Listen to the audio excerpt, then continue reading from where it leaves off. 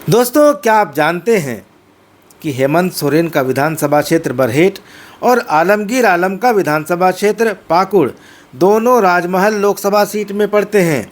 आलमगीर आलम ग्रामीण विकास विभाग में टेंडर कमीशन घोटाला के मामले में ईडी की गिरफ्त में है, जेल में है, और हेमंत सोरेन को ईडी ने रांची में ज़मीनों की खरीद फरोख्त में कथित घोटाले के मामले में गिरफ्तार करके जेल भेजा है। हेमंत सोरेन झारखंड मुक्ति मोर्चा के कार्यकारी अध्यक्ष हैं। अपनी पार्टी झारखंड मुक्ति मोर्चा के विधायक दल के नेता थे अपनी गिरफ्तारी से पहले।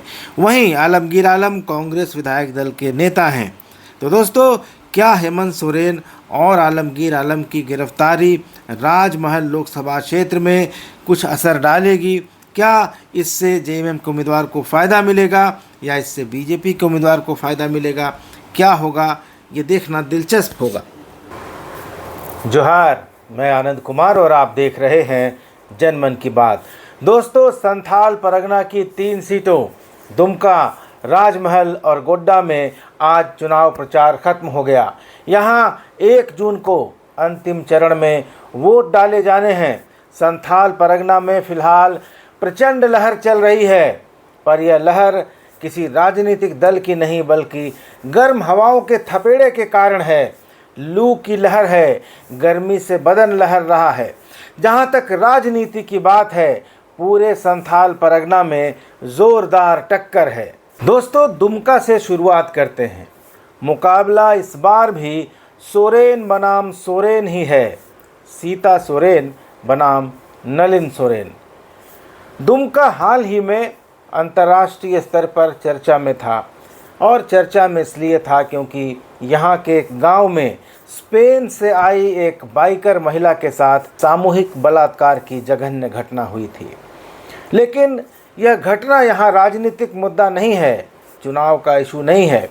दुमका के 6 विधानसभा क्षेत्रों जामा, शिकारीपाड़ा, जामताड़ा, नाला, सारठ और दुमका के 15,70,000 मतदाता 1 जून को तय करेंगे कि सोरेन परिवार छोड़कर भारतीय जनता पार्टी में आई सीता सोरेन चुनाव जीतेंगी या फिर सोरेन परिवार की इस परंपरागत सीट पर झारखंड मुक्ति मोर्चा के सबसे अनुभवी विधायक 7 बार चुनाव जीतकर विधानसभा पहुंचे शिकारीपाड़ा के विधायक नलिन सोरेन बाजी मार ले जाएंगे।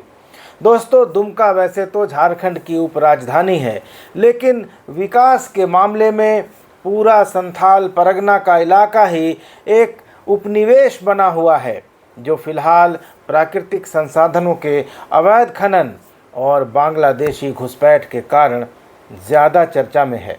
रांची, धनबाद, जमशेदपुर, रामगढ़, बोकारो और गिरिडीह जैसे शहरों की तुलना में दुमका में न तो वैसा शहरीकरण देखने को मिलता है, न रोजगार के साधन यहाँ बढ़े हैं। 2019 के चुनाव में भारतीय जनता पार्टी के सुनील सोरेन ने दिशोम गुरु शिबू सोरेन को 47,590 वोटों के अंतर से हराया था। यह उनका लगातार तीसरा चुनाव था। 2 बार हारने के बाद दुमका के वोटरों ने सुनील सोरेन को एक मौका दिया था, लेकिन भाजपा ने जीतने के बाद उनको दोबारा मौका नहीं दिया। हालांकि टिकट उनको दे दिया गया था, घोषणा कर दी गई थी, लेकिन इसके बाद जब सीता सोरेन झारखंड मुक्ति मोर्चा छोड़कर बीजेपी में आई तो सुनील सोरेन का टिकट कट गया और सीता सोरेन को मिल गया। दुमका का इतिहास देखें तो 1984 से लेकर 2019 तक यहाँ 11 बार लोकसभा चुनाव के लिए मतदान हुआ है, लेकिन सिर्फ 3 बार सोरेन परिवार यहाँ से चुनाव हारा है। 2 बार बाबूलाल मरांडी जीते थे 1998 और 1999 में। 1 बार शिबू सोरेन को हराया था, दूसरी बार उनकी पत्नी रूपी सोरेन को, और तीसरी बार सुनील सोरेन ने 2019 में एक बार फिर गुरुजी को हराकर यह सीट बीजेपी की झोली में डाली थी। दुमका झारखंड मुक्ति मोर्चा का गढ़ रहा है, अभी भी है, और पूरे संथाल परगना में हेमंत सोरेन को गिरफ्तार करने और जेल भेजे जाने का असर दिखाई पड़ रहा है। और इस असर को हेमंत सोरेन की पत्नी कल्पना सोरेन अपनी सभाओं, अपने रोड शोज और अपनी रैलियों के जरिए और असरदार बना रही हैं। भारतीय जनता पार्टी यहाँ सोरेन परिवार के भ्रष्टाचार और संथाल परगना में धर्म परिवर्तन के कारण आबादी में हो रहे बदलाव को मुद्दा बना रही है, लेकिन ये मुद्दे हेमंत सोरेन की गिरफ्तारी पर कितने भारी पड़ेंगे, या सीता सोरेन जिस तरह से सोरेन परिवार और अपनी देवरानी कल्पना सोरेन पर आरोप लगा रही हैं, उनका कितना असर होगा, यह तो तीर धनुष की पहचान वाले इस इलाके में 4 जून को मतगणना के समय ही पता चलेगा। लेकिन दुमका में फिलहाल मुकाबला 50-50 का लग रहा है, और अगर ज़्यादा गहराई से देखें तो ग्रामीण इलाकों में तीर कमान थोड़ी बेहतर स्थिति में दिखाई दे रहा है। दुमका में प्रधानमंत्री मोदी ने सभा की, लेकिन भारतीय जनता पार्टी के पक्ष में जो हवा बहने की उम्मीद थी वो दिख नहीं रही है। भाजपा ने फिलहाल पूरी ताकत यहाँ झोंक रखी है, लेकिन यह ताकत ऊपरी ज़्यादा दिखाई देती है और अंदरूनी कम, क्योंकि सुनील सोरेन और लुइस मरांडी जैसे नेता और उनके समर्थक या भाजपा का पुराना कैडर उतनी शिद्दत से सीता सोरेन के पक्ष में काम करता हुआ दिखाई नहीं दे रहा है। हालांकि सीता सोरेन की बेटियों ने कमान संभाल रखी है और झारखंड मुक्ति मोर्चा ने इसके मुकाबले छोटे छोटे पॉकेट्स को टारगेट किया है, छोटी बैठकें, छोटी सभाएं, और बूथ स्तर पर जेएमएम के नेता पहुंच रहे हैं। बसंत सोरेन जो हेमंत सोरेन के छोटे भाई हैं, खुद दुमका से विधायक हैं और उन्होंने इस चुनाव अभियान की कमान संभाल रखी है। कल्पना सोरेन भी लगातार यहाँ कार्यक्रम कर रही हैं। तो सोरेन परिवार दोस्तों भले ही यहाँ सामने से चुनाव नहीं लड़ रहा, लेकिन हकीकत में यह मुकाबला तो सोरेन परिवार और बागी सीता सोरेन के बीच ही होने वाला है। दोस्तों अब राजमहल की सीट पर आते हैं। राजमहल में विजय हांसदा के खिलाफ एंटी इनकम्बेंसी है और ज़ोरदार तरीके से है, लेकिन क्या इसका लाभ बीजेपी को मिलेगा, यह बड़ा सवाल है। राजमहल भी दुमका की तरह एसटी रिजर्व सीट है। विजय हांसदा 2014 और 2019 की मोदी लहर के बावजूद चुनाव जीतकर संसद पहुंचे हैं और इस बार हैट्रिक लगाने की उम्मीद में हैं। उनके सामने है ताला मरांडी। ताला मरांडी पहली बार लोकसभा का चुनाव लड़ रहे हैं। उनको उम्मीद है कि जीत की चाबी उनके हाथ लगेगी। भाजपा के प्रदेश अध्यक्ष बाबूलाल मरांडी के दुलारे हैं ताला मरांडी, लेकिन यहाँ चुनाव का तीसरा कोण जेएमएम के बागी उम्मीदवार बोरियो के विधायक लोबिन हेम्ब्रम बना रहे हैं। लेकिन क्या लोबिन कोई बड़ा फैक्टर बन पाएंगे, इसका अंदाज़ा अभी से लगाना मुश्किल है। लेकिन जहाँ तक झारखंड मुक्ति मोर्चा की बात है तो 2014 में जब मोदी के पक्ष में प्रचंड माहौल था तो विजय हांसदा ने करीब 41,000 वोटों के अंतर से जीत हासिल की थी। 2019 में जब पुलवामा और सर्जिकल स्ट्राइक की वजह से देश में राष्ट्रवाद की बहुत मजबूत लहर थी तो विजय हांसदा की जीत का अंतर बढ़ गया, करीब 99,000 हो गया। इस बार जबकि मोदी लहर नाम की कोई चीज़ यहाँ दिखाई नहीं दे रही है, तो परिणाम क्या होगा इसका अंदाज़ कुछ लगाया जा सकता है। दोस्तों दूसरी बात यह है कि राजमहल ही वह सीट है जहाँ से दो विधायक फिलहाल जेल में हैं, और संयोग की बात है कि दोनों अपनी पार्टियों के विधायक दल के नेता थे। पूर्व मुख्यमंत्री जेएमएम के कार्यकारी अध्यक्ष हेमंत सोरेन जो बरहेट से विधायक हैं, और कांग्रेस विधायक दल के नेता ग्रामीण विकास मंत्री आलमगीर आलम जो पाकुड़ से विधायक हैं, फिलहाल ईडी की गिरफ्त में हैं, जेल में हैं, और दोनों का विधानसभा क्षेत्र इसी राजमहल संसदीय सीट के अंतर्गत आता है। दोस्तों राजमहल लोकसभा के क्षेत्र में पूरा साहबगंज और पाकुड़ जिला पड़ता है। फॉसिल्स के लिए, जीवाश्मों के लिए दुनिया में मशहूर साहेबगंज फिलहाल पत्थर खनन घोटाले के लिए चर्चा में है, और पाकुड़ की चर्चा तेज़ी से बढ़ रही मुस्लिम आबादी के लिए हो रही है। राजमहल में भाजपा अब तक हुए चुनावों में सिर्फ 2 बार चुनाव जीत सकी है। 1998 के लोकसभा चुनाव में बीजेपी के सोम मरांडी ने मात्र 9 वोटों से, सिर्फ 9 वोट से चुनाव जीता था, जो इतिहास है, और 2009 में देवी धन बेसरा ने करीब 9,000 वोटों के अंतर से यह सीट जीतकर बीजेपी के पाले में डाली थी। दोस्तों जेएमएम के नेता यह कहते रहे हैं कि संथाल परगना में झारखंड मुक्ति मोर्चा का सिंबल यानी चुनाव चिन्ह तीर कमान ही जीत का सर्टिफिकेट है। जहां तक राजमहल की बात है तो भारतीय जनता पार्टी ने 2009 के बाद से यहां चुनाव जीतने की बहुत कोशिश की। जेएमएम के कदावर नेता हेमलाल मुर्मू को तोड़कर लाया गया और उनको मोदी लहर में 2014 और 2019 का लोकसभा चुनाव लड़वाया भी गया। लेकिन दोनों बार हेमलाल मुर्मू असफल रहे। उसके बाद वे 2 बार विधानसभा का चुनाव भी हारे और हार कर वापस जेएमएम में लौट आए। तो जहां तक राजमहल की बात है, यहाँ जातीय समीकरण भले ही जेएमएम के पक्ष में दिखाई देता हो, लेकिन भाजपा भी माहौल बनाने का कोई मौका छोड़ नहीं रही है। हालांकि राजमहल ही एक ऐसी सीट है जहां बीजेपी के किसी भी राष्ट्रीय नेता ने एक भी कार्यक्रम नहीं किया है। मोदी हों, अमित शाह हों, राजनाथ सिंह हों या जेपी नड्डा, सबने दुमका और गोड्डा में कार्यक्रम किए, लेकिन राजमहल में नहीं। तो क्या इसको एक इशारा माना जाए कि भारतीय जनता पार्टी को राजमहल सीट से कोई ख़ास उम्मीद नहीं है और इसलिए भाजपा के राष्ट्रीय नेताओं ने गर्मी के इस मौसम में राजमहल में पसीना बहाना मुनासिब नहीं समझा, या इस बार बीजेपी को लग रहा है कि लोबिन हेम्ब्रम के कारण वह आसानी से राजमहल की सीट जीत जाएंगे। बहरहाल जो भी हो, लेकिन लोबिन हेम्ब्रम कहाँ तक एक फैक्टर बन पाएंगे या वे कितने वोट ला पाएंगे और उन वोटों से वो किसका नुकसान करेंगे, यह तो अब जब बक्से खुलेंगे या ईवीएम खुलेगा तभी पता चलेगा। दोस्तों, इसी राजमहल लोकसभा क्षेत्र में पड़ता है बरहेट, जहां से हेमंत सोरेन विधायक हैं। 31 जनवरी 2024 की शाम तक वे झारखंड के मुख्यमंत्री थे, अब जेल में हैं। इस बात को जेएमएम मुद्दा बना रहा है। हेमंत सोरेन की गिरफ्तारी इन इलाकों में आदिवासियों के बीच एक मुद्दा तो ज़रूर है। राजमहल लोकसभा क्षेत्र में विधानसभा की 6 सीटें आती हैं। राजमहल विधानसभा सीट पर बीजेपी के अनंत कुमार ओझा विधायक हैं। बोरियो से लोबिन हेम्ब्रम हैं जो बागी उम्मीदवार के रूप में चुनाव लड़ रहे हैं। बरहेट से हेमंत सोरेन हैं।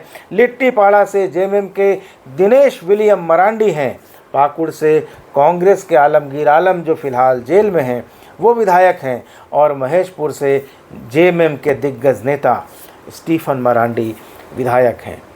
राजमहल सीट पर मुस्लिम और आदिवासी आबादी काफ़ी ज़्यादा संख्या में है और ये किसी भी उम्मीदवार की किस्मत का फैसला करते हैं।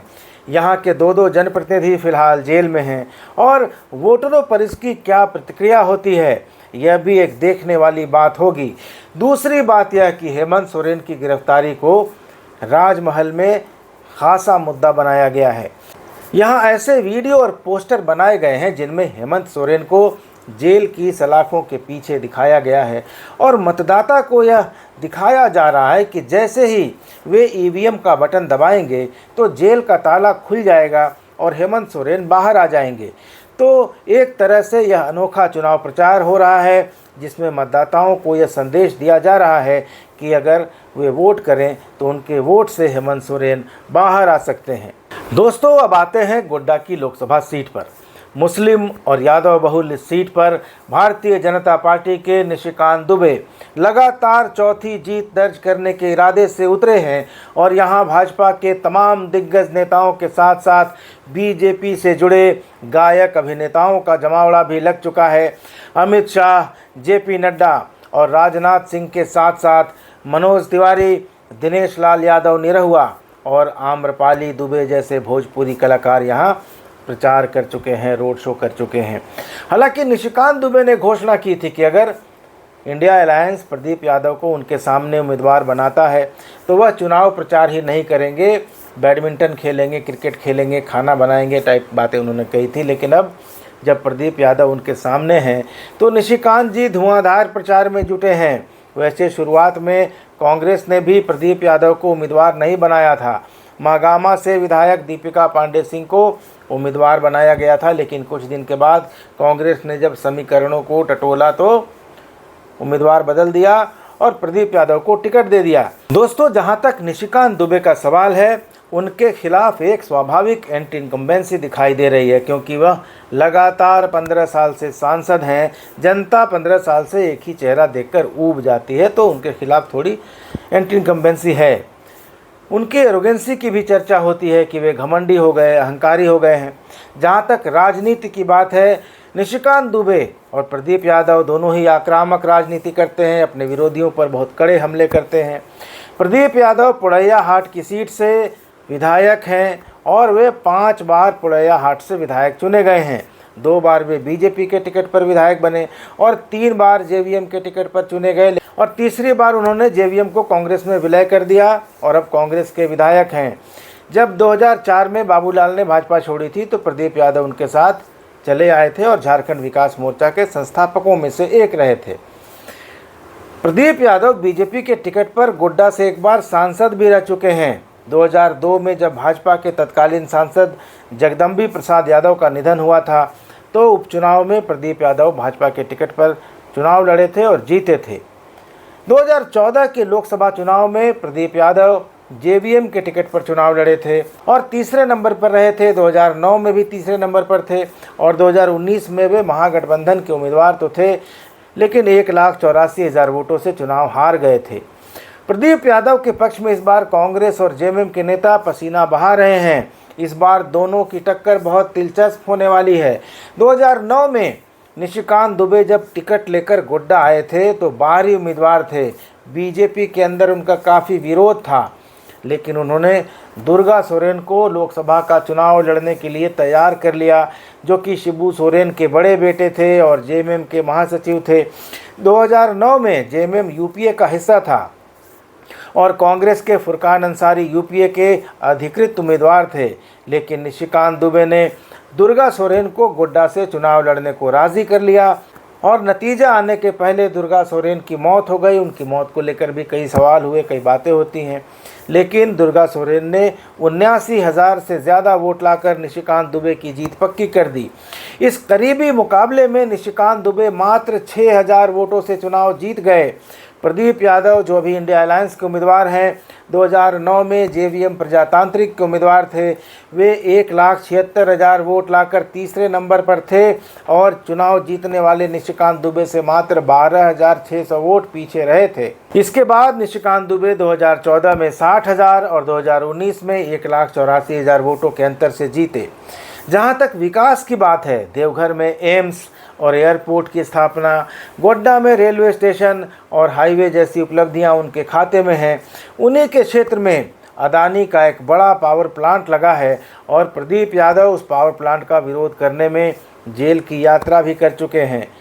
तो दोस्तों, गोड्डा में अगर जातीय समीकरण की बात करें तो यहाँ मतदाताओं की संख्या करीब 16 लाख है। इनमें भी पिछड़ी जातियों और मुसलमानों का दबदबा है। एक अनुमान के मुताबिक मुस्लिम मतदाताओं की संख्या यहाँ सर्वाधिक करीब 3.5 लाख है। इसके अलावा 2.5 लाख से ज़्यादा आदिवासी वोटर हैं और इतनी ही संख्या यादव, ब्राह्मण और वैश्य वोटरों की भी है। जहाँ तक दलितों का सवाल है तो करीब 11% आबादी अनुसूचित जातियों की है और भूमिहार, राजपूत और कायस्थ भी 1 लाख के आसपास हैं। ब्राह्मण, वैश्य और बाकी फॉरवर्ड बीजेपी के कोर वोटर माने जाते हैं और वैश्य जैसी पिछड़ी जातियों के दम पर, उन पर पकड़ के कारण भाजपा यहाँ चुनाव जीतती रही है। लेकिन इस बार यादव, मुस्लिम और आदिवासी वोटर अगर एकजुट हो गए तो निशिकांत दुबे के लिए मुश्किल पैदा करेंगे। ब्राह्मण मतदाता, जो इस बार स्थानीय के नाम पर निशिकांत दुबे के पुराने चेले रहे अभिषेक आनंद के पक्ष में जाते दिखाई दे रहे हैं। अगर ऐसा हो गया, यानी पंडा समाज अगर निशिकांत दुबे से अलग हो गया, तो परिणाम बदल सकता है।